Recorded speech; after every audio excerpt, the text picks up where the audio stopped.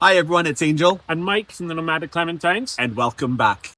We have recently been to Corfu and would like to share with you our top family-friendly places. So here are our Corfu top 5 for families who like to explore. Corfu is a large island with many incredible things to see and do. It is off mainland Greece and is an hour-and-a-half ferry from Igoumenitsa. Your first stop when you get off the ferry or plane should be Corfu City, or Kikira in Greek. There have been inhabitants on this site since around 1300 BC, including the Venetians who brought some amazing architecture. With its beautifully narrow streets, delicious foods and hidden cafes, you could easily spend a few hours wandering the city. Our advice would be to explore as many different alleyways as possible, and if you get lost, the locals are always friendly and helpful. Apart from wandering the streets, there are also 2 fortresses, the harbour, several museums and many churches to explore, making Kikira a top day out.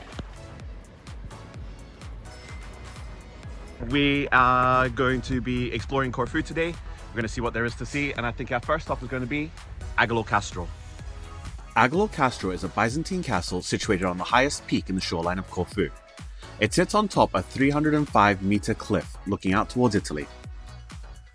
We are making our way up to Agolo Castro, and we think it may be closed. It's one of the downsides of travelling in off-season. However, it is a really beautiful day, and the path is quite easy and quite nice to get up there. But the castle is really a beautiful castle.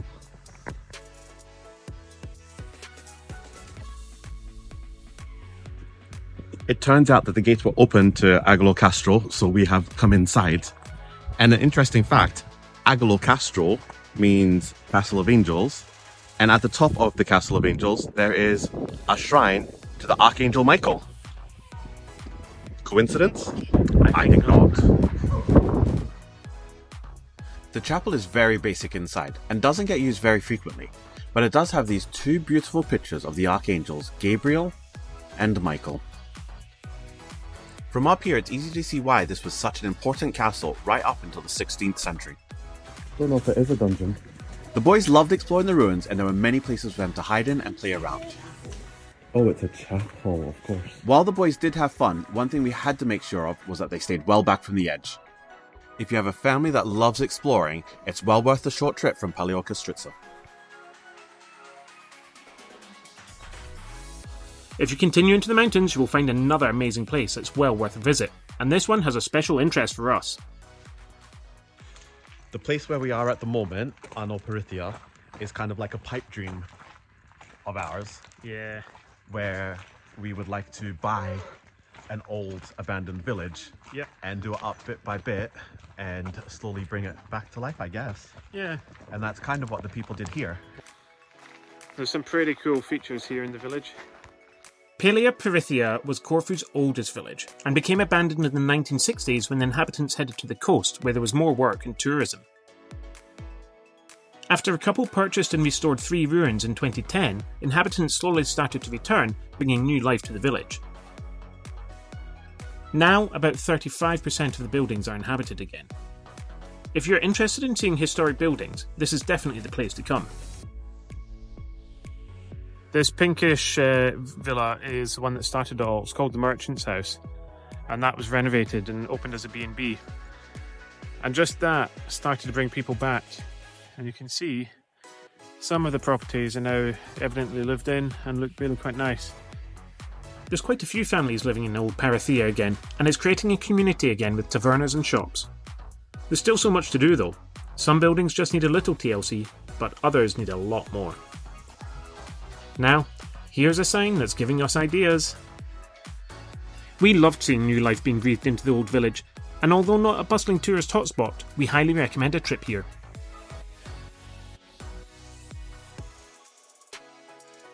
One place that you definitely need to make time for is Porto Tomoni Beach. A 20-minute hike from Afionas takes you along a cliff edge and down to this gorgeous double beach. During the high season, this beach is filled with sun lounges and umbrellas. However, if you choose the right time, you can have these beaches to yourself, just like we did. Are you coming in, boys?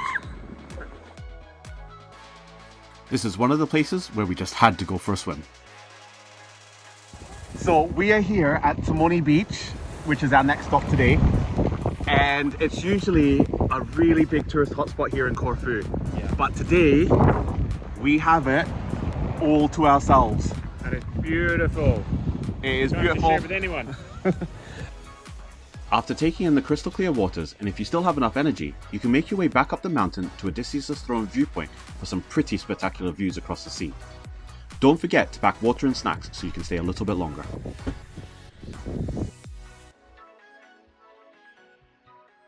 Next on our list is the Canale to Arota.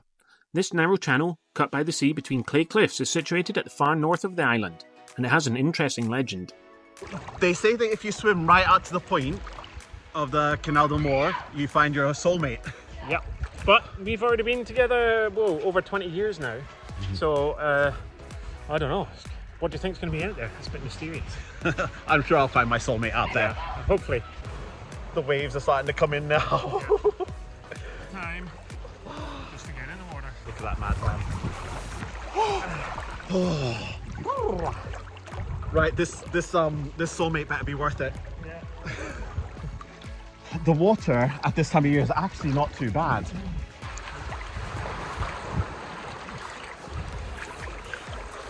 So I've just made it to the point, and look, my soulmate's already there. Yeah! Woo!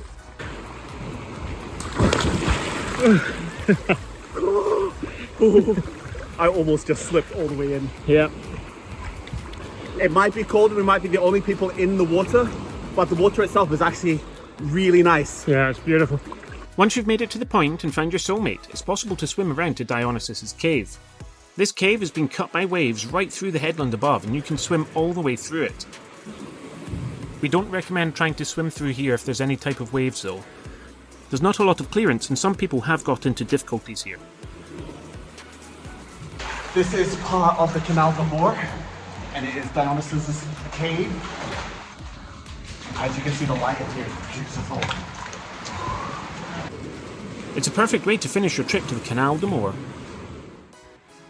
Upon leaving the cave, it's only a short swim back to shore.